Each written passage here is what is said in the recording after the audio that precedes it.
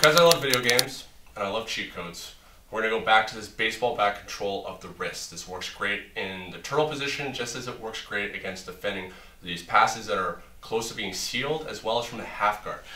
If I'm in this turtle position and Stephan's here trying to control me, if I can control this arm with a 2-on-1, I have shut down his ability to stop my ability to create motion.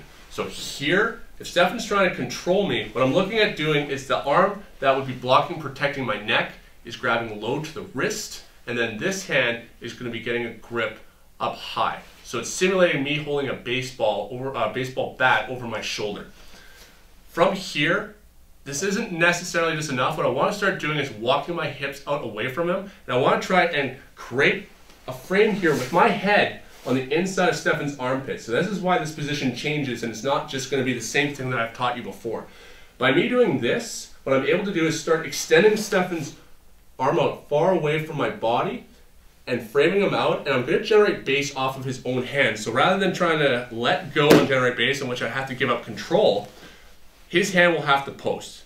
If I'm driving him with my head and he doesn't post his arm out, it feels quite stupid, and it probably looks stupid, but I'm able to actually knock him over this way because I'm utilizing my entire spine and head as a frame to drive you to that dead angle. Aikido. Aikido. Always comes back to Aikido. I'm probably hitting a pressure point in there somewhere too. So from here, as I got this control, I'm going here and I'm stretching Stephan out. Stephan's going to reach his arm out like this, and this is going to allow me to base here. By me having this control, if Stephan tries to, one, choke me, he can't. The only choke he could potentially do is reaching over with his top arm, which is just going to create a massive doorway for me to move through that space. Anytime your opponent is opening their elbows out, we have the ability to circle out. So I'll just show that once from this angle, even though it's extremely simple. As I'm here, if Stephan reaches up over my shoulders anyway like this, we're just withdrawing through that doorway that he's created. I'm able to, with this control, do half grandies, sit downs, hell, we can even stand up from here. Because I've kept this control, Stephan doesn't have the ability to control my hips here. If he reaches down on my hips, this isn't enough. I have tons of space to perform that half grandy.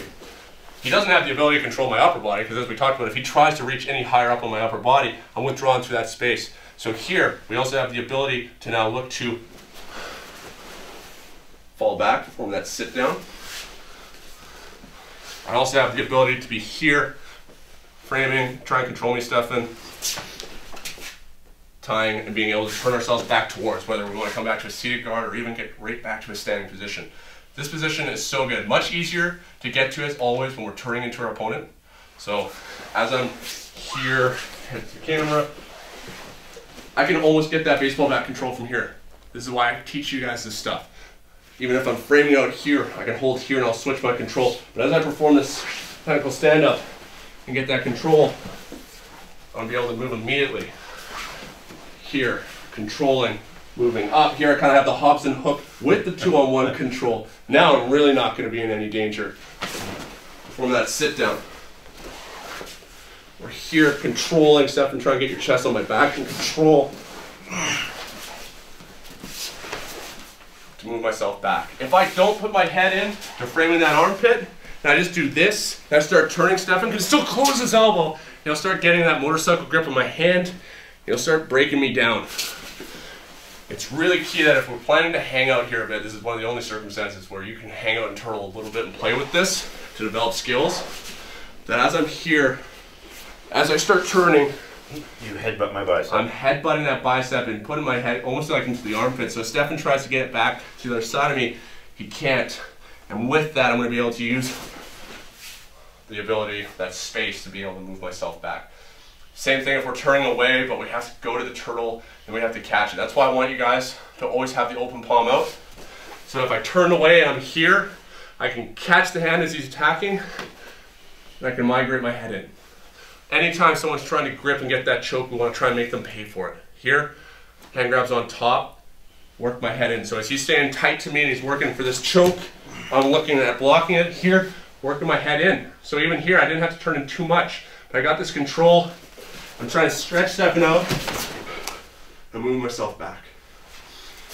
So the Hobson hook and that 2-on-1 baseball bat control are two very powerful tools that you guys will be using to manage the range and make your half Granby and your sit-down escape more effective.